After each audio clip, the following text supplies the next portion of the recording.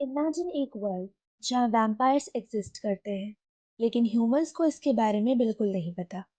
एक fearless धामपर girl जिसे guardian बनना है, एक रॉयल वैम्पायर प्रिंसेस जिसको डेंजर हर तरफ से घेरे हुए है, और उनके बीच एक मैजिकल सोल बॉन्ड जो उनकी लाइफ को अनप्रिडिक्टेबल बना देता है। This is vampire academy, story of loyalty, friendship and survival. Vampire academy एक वर्ल्ड में सेट है जहां वैम्पायर्स एग्जिस्टेंस दुनिया को छुपा कर रखी गई है। ये वर्ल्ड सिंपल नहीं है। इसमें वैम्पायर्स के दो अलग अलग टाइप्स होते हैं। फर्स्ट इज मोरोई, जो पीसफुल मॉर्टल वैम्पायर्स हैं, मैजिक यूज कर सकते हैं। सेकेंड आर स्टिगोई, जो इविल हैं, इमॉर्टल हैं, यानी हमारे विलेंस हैं, और ये ब्लड थर्स्टी हैं, सो ये मोरोई को किल करते हैं, और ये मोरोई के ऑपोजिट है। हमारी तीसरी रेस जो बुक में देखने को मिलती है, दे आर द धामपिर्स।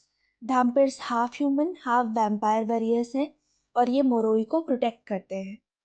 स्टोरी की हीरो है रोज मैरी रोज हैथवे, जो एक धामपिर गर्ल है। ये गार्डियन बनना चाहती है, यानी मोरोई वैम्पायर्स को स्ट्रोगोई से बचाने वाली फाइटर।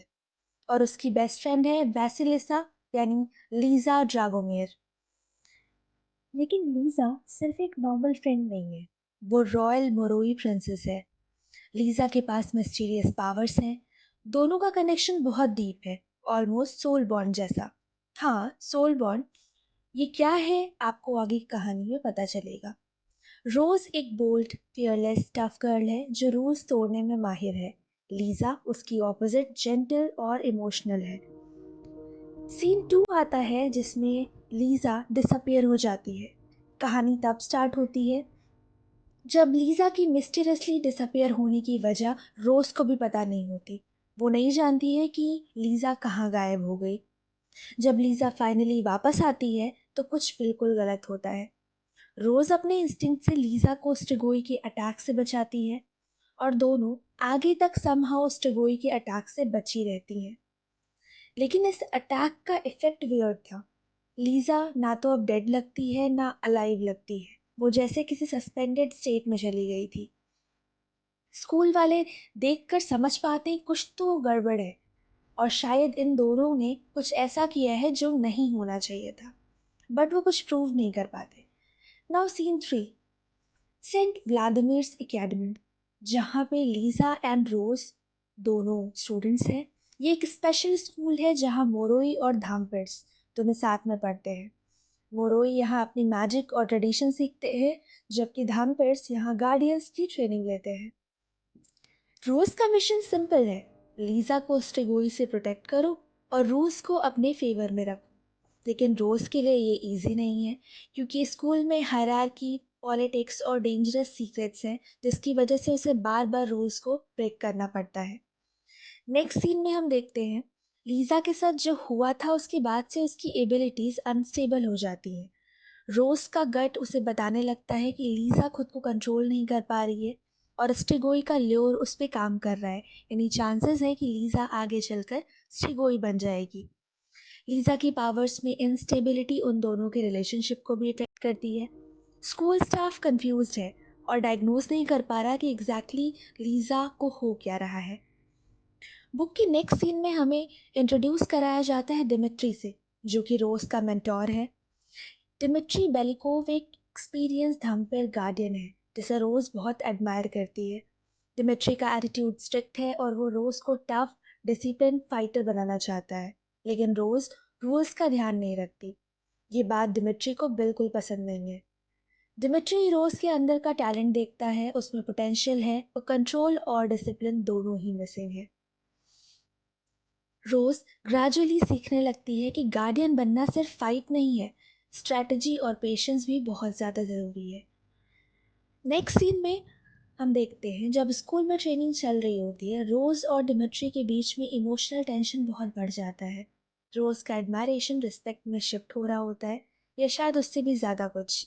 लेकिन डिमिट्री प्रोफेशनल बाउंड्रीज को मेंटेन करने की कोशिश करता है, क्योंकि गार्डियन और ट्रेनिंग के बीच रोमांस अलाउड नहीं होता। आगे हम देखते हैं कि रोज के इमोशंस इंटेंस होते जाते हैं, और ये उसके डिसीजन मेकिंग को इफेक्ट करता है। नेक्स्ट आती है मोरोई की social life and parties. Social life and parties Saint Vladimir's में एक बहुत इंटरेस्टिंग साइड शो करती है। मोरोई पार्टीज, गॉसिप और ड्रामा इसमें बहुत ज़्यादा इन्वॉल्व होते हैं। रोज के लिए बहुत ही ऑकवर्ड प्लेस है क्योंकि वो एक धैम्पिर है। वो मोरोई वर्ल्ड के सॉफ्ट वाइब से मैच नहीं करती और उसे वहाँ सब कुछ अजीब लगता है। बट क्योंकि लीसा वहाँ है और इसीलिए रोज उसका साथ कभी नहीं छोड़ती। इस सब के बीच लीसा अपने मेंटल स्टेट को हैंडल करने की कोशिश कर रही होती है, बट उसके लिए ये सब बिल्कुल आसान नहीं होता। स्कूल के सोशल सीन्स में भी पॉलिटिक्स चल रही होती है। मोरोई रॉयल फैमिलीज की राइवलरीज, एलियंसेस और जजमेंट जिसका कांस्टेंट पार्ट लीजा होती है, इसलिए उसके लिए यह सब और मुश्किल होता जाता है। और इन सब सिंपल स्कूल लाइफ के बीच में कांस्टेंट टेंशन चल रहा होता है स्टेगोई के अटैक्स का। वो वापस आ चुके हैं। स्ट्रिगोई मोरोई वैम्पायर्स को अटैक करके उन्हें मार देते हैं या फिर उन्हें भी स्ट्रिगोई बना सकते हैं, जो कि मोरोई वर्ल्ड में ज़्यादा टैबू सिचुएशन है। इधर रोज को लगता है कि लीजा सिर्फ इमोशनली स्ट्रगल नहीं कर रही है, उसमें कोई डार्कनेस स्लोली ग्रो कर रहा है। सो रोज एंड डिमिट्री एक इन्वेस्टिगेशन स्टार्ट करते हैं ट्रुथ अनकवर करने के लिए, और फिर स्टोरी के टेंशन पॉइंट्स एक बड़ा ट्विस्ट प्रेजेंट करते हैं। रोज और लीजा का बॉन्ड सिर्फ फ्रेंडशिप नहीं था, ये सोल बॉन्ड है जो मोरोई वर्ल्ड में डार्क स्ट्रॉन्ग मैजिक का साइन है। ये बहुत ही रेयर मैजिक है, बहुत रेयर पावर है। ये डीप इमोशनल कनेक्शन है जो दो लोगों की फीलिंग्स, थॉट्स और पेन को एक दूसरे तक ट्रांसफर करता है। ये सोल बॉन्ड बनने का रीज़न है कि जब रोज, लीसा के पेरेंट्स एक कार में थे और तब कार क्रैश हो जाता है, सब मर जाते हैं except Lissa. But Lissa somehow unknowingly Rose की डेड स्पिरिट को वापस ले आती है लैंड ऑफ द डेड से, और रोज हील हो जाती है। यहीं से लीजा सस्पेंडेड स्टेट में चली जाती है, विच मीन्स कि लीजा के पास ऐसी पावर्स हैं जो कि डेड को अलाइव कर सकती हैं। बट इसका डाउन साइड ये है कि ऐसा करने में उसकी बहुत एनर्जी एंड मेंटल काम चला जाता है। अगर उसने ऐसा कई बार किया तो हो सकता है वो पागल हो जाए या फिर स्ट्रिगोई बन जाए। जब भी लीजा स्ट्रेस में होती है, रोज को वो वीकनेस फील होती है और वाइस वर्सा। और ये मैजिक वैसिलिसा को भी वल्नरेबल बनाता है। ये बॉन्ड उनके एक्शंस को इफेक्ट करता है, उनके डिसीजंस में रिस्क लाता है।